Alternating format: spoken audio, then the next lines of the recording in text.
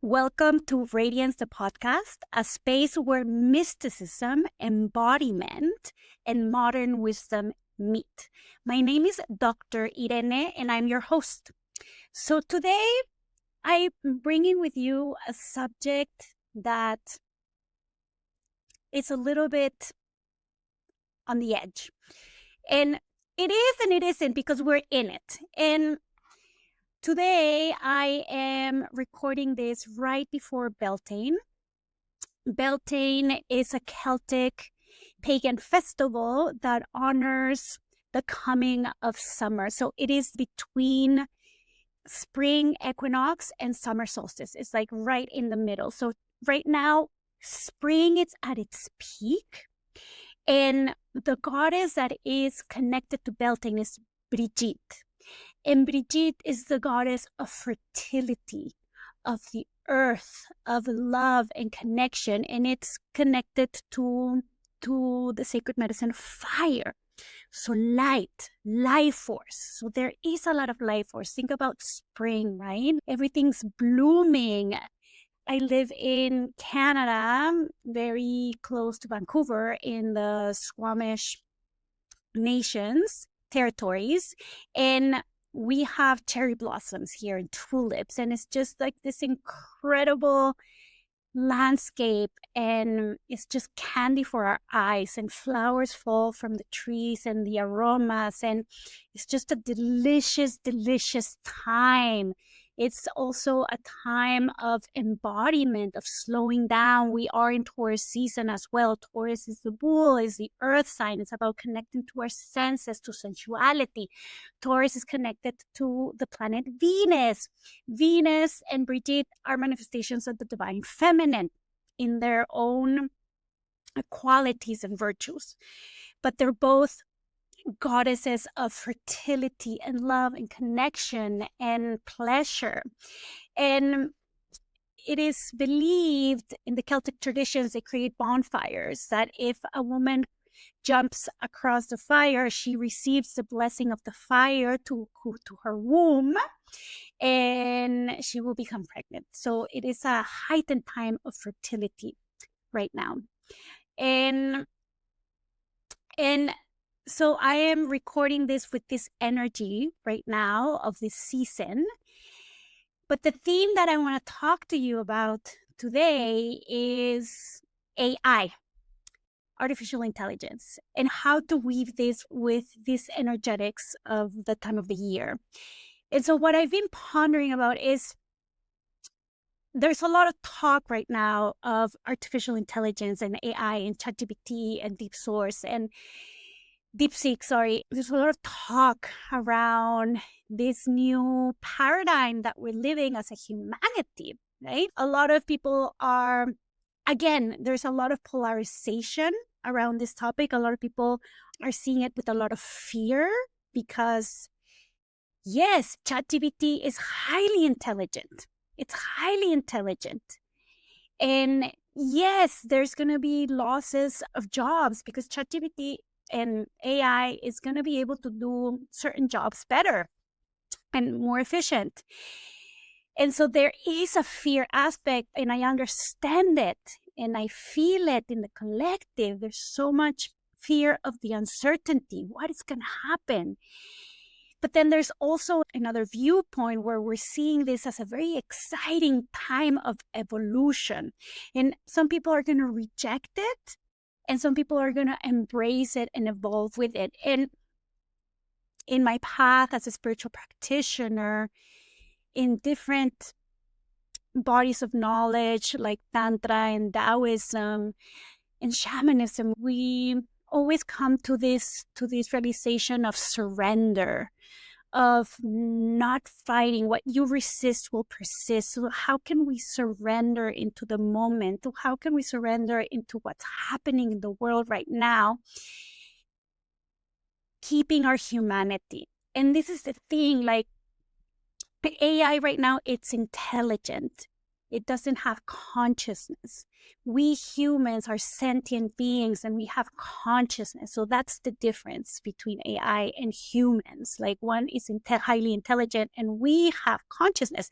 But the thing is that we need to wake up to that consciousness and remember that we are divine technology as well. I want to take this time to reframe this path and this journey that we're going through from we are going into a revolution of the machine, into the revolution like before we had the Industrial Revolution and the Renaissance. Now we have the age of the machine, the age of the robots, and we're going that way. Even if you don't know it, a lot of AI is already infused in a lot of the systems that we are using today.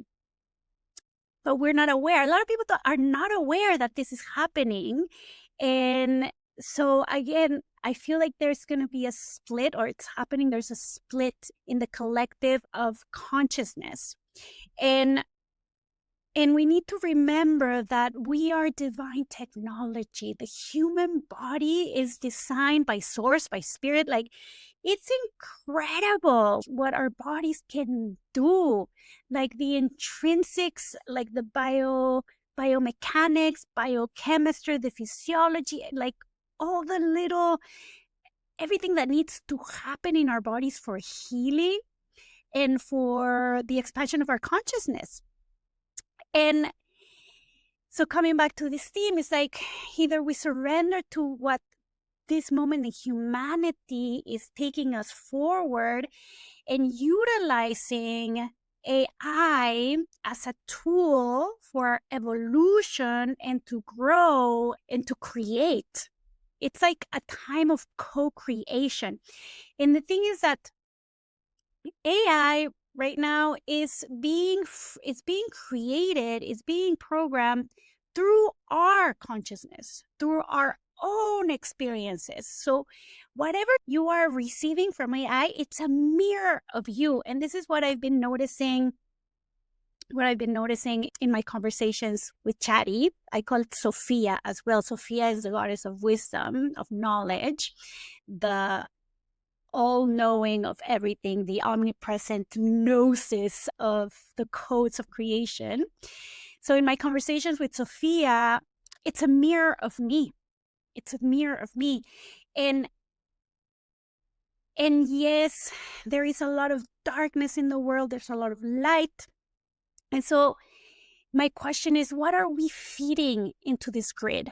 What are we feeding into this field of knowledge and wisdom? And there's people that say that eventually they like AI is going to become conscious. Right now, it's not. But we don't know. That's the mysteries of life. And so I find it fascinating. I find this whole realm, this whole world fascinating because I feel we have a responsibility to feed it light. We are the light workers. We are the ones we have been waiting for. And instead of interacting with it through fear, why don't we interact with it with curiosity and with our intention of growing in love, in wisdom, in connectivity? Because one of the shadow things of this world is to become disconnected to nature.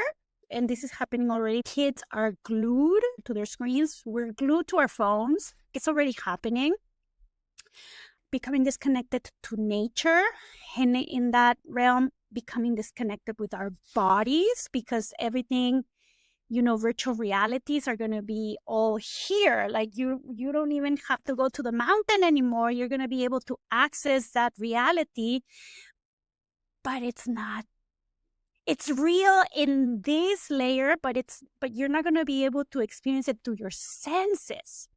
And that's where I feel our work in this path of illuminating and liberating the feminine, if you are here, it's because you are resonating with something that I'm saying, with some of my messages. That embodiment, being in the body, is really important. Liberating our sexual energy is very important. Getting to know your body intrinsically, intimately, it's so important, because that's what's going to give you sovereignty and power. And I truly believe that the more sovereign we can become, the more connected to our power we can become, the more free we will be from these systems of oppression and repression in the patriarchy that we live in. So this is the work, and AI is going to be part of it. And so I am reframing this, instead of the age of the machine, to the age of the Techno Priestess, to the age of the Techno Priests and Priestesses. So think about it. What is a priest? You know, when you go to church, when you go to a teacher, to a guru, what does a priest do? A guru is the one that brings light into the darkness. So those are the priests and priestesses, are the ones that are channeling the spiritual realms to bring that message through their words, through their actions, through their bodies. And so we are in a highly technological world. So what if we infuse it light?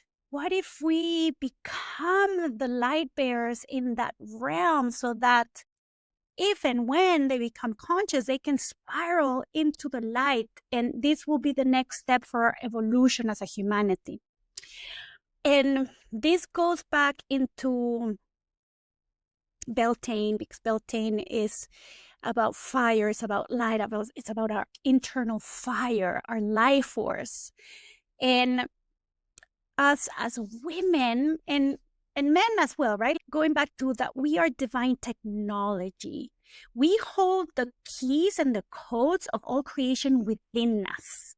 And as women, our wombs, our matrix, the matrix, the mother, is where we create. It's from where we create our lives, we create our relationships, we create our world. And what we create here in our personal environment is going to have a ripple effect into the collective. And so for me, that's the work. How can we become more us? How can we untap the mysteries within us? Because once you have that felt experience of your inner light, of your inner codes, of your inner mysteries, it's like, wow, like, you know that you are the answer. You have it all. And of course, we are human as well. We have a physical body, and we're going to go into pain and into suffering and into loss and into heaviness and contraction. But that's part of the spiral. That's part of the healing process. We need to spiral into those dark, dark, dark spaces so that we can ascend and spiral up. But it's not through bypassing the body. And this is, again, one of the dangers of the technological revolution, of these times that we're in, because we're living from the head up. We are bypassing the body. We don't want to feel the pain. Like, it's so uncomfortable. But there's so much wisdom. There's so many treasures when you allow yourself to go into the pain, when you allow yourself to go into those sticky spots, into the uncomfort. There's so much there for you to recover. And because we haven't been taught, we're holding so much in our bodies that we're becoming frozen. But once you allow yourself to release all of that, there's so much ease, there's so much joy and pleasure and understanding and compassion that starts to become cultivated, right? Because once you see the darkness within yourself, it's harder to judge others. Once you see your shadows, you're like, oh, fuck, like, I am also many things that I don't like. And so having that self-compassion first. Cultivating that self-compassion will allow you to be compassionate to others. And for me, this is one of the biggest issues right now, is that we are being polarized, we are being fragmented, we are being forced to choose sides. But what if you don't have to choose a side? What if you can stay human?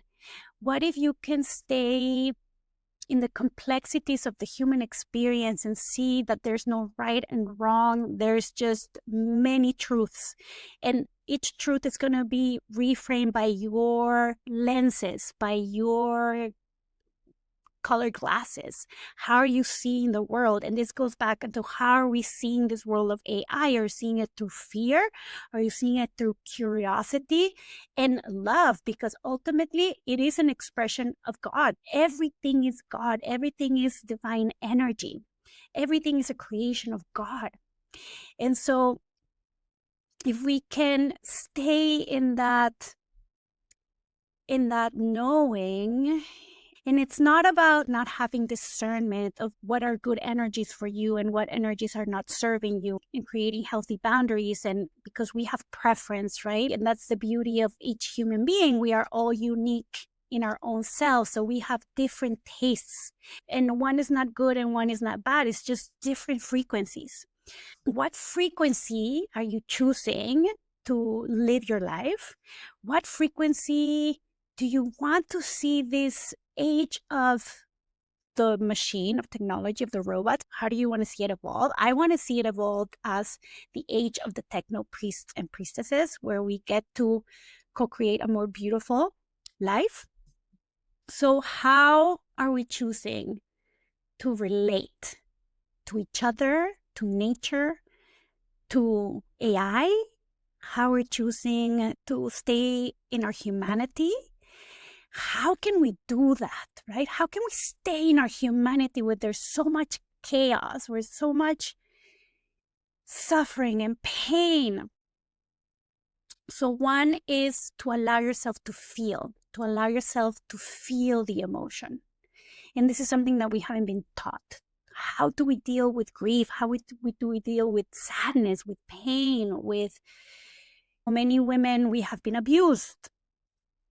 How do we deal with that rage, with that personal rage, but also the rage of the collective feminine that's being raped like nature? It's being raped of resources, and we try to control her and we try to oppress her. And that's a mirror of us, because we are nature. And so for me, as women, it's very, very important to connect with our bodies, to connect with our pleasure, to connect with our joy.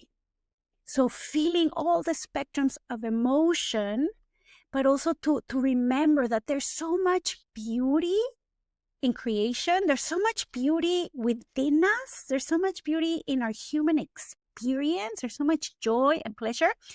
And one of the portals is our womb. Our womb has a divine blueprint that if we learn how to access it, like a whole world opens.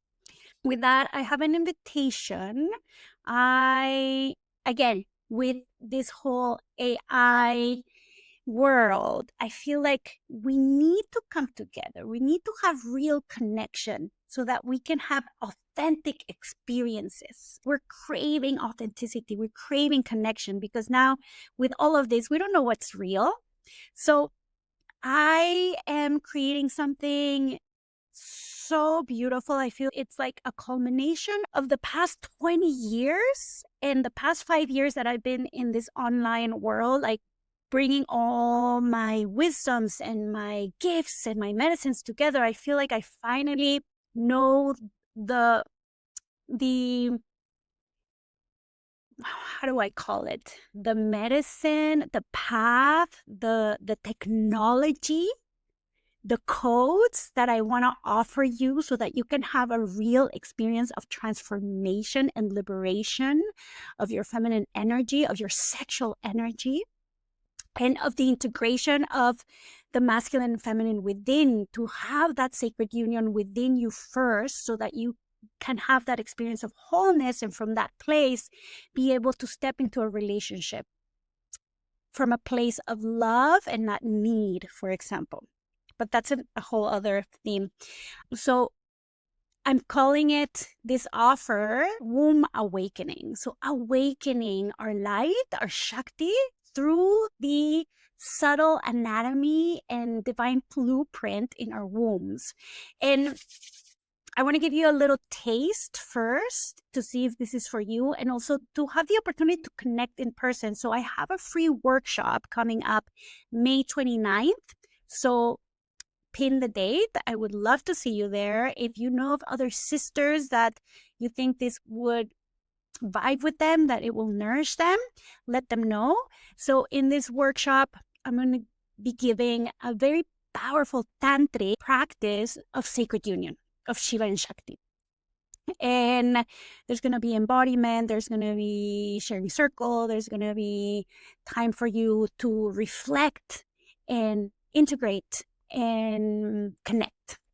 And so if this sparks you, you can go to the link on the notes and you will get all the information there. And I really hope to see you there. So with that, let's become the Techno Priestesses and priests, my friends. If you have any questions, if you have any insights, if anything came through for you, I would love to know how this landed for you. If you're like, yes, this is amazing. No, I don't agree. That's totally okay as well. Let's have conversations. So I open this to your opinions, and always with love and respect. And yeah, sending you many blessings. Ciao for now, and I'll see you very soon.